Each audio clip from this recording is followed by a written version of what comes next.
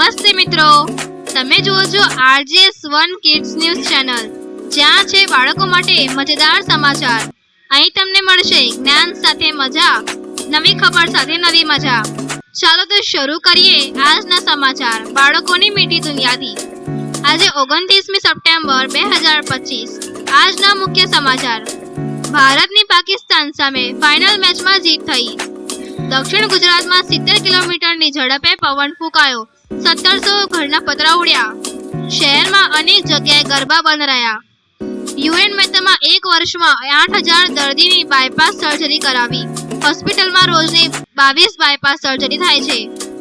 આયુષ્માન ખુરાના પાસે એક સમયે પૈસા માટે ટ્રેનમાં ગીતો ગાવા પડતા હતા, આજે બોલિવૂડના ટોપ સ્ટાર બની ગયા છે। પાવાગઢમાં રવિવારે 2 લાખ યાત્રાળુઓ આવ્યા। સોના ચાંદીમાં ફરીથી ભાવ વધ્યા।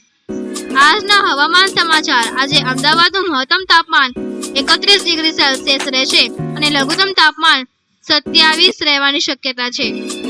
Thank you very much. ચેનલને લાઈક કરો, સબસ્ક્રાઇબ કરો। આવતીકાલે ફરી મળીશું। બાય બાય, નમસ્તે।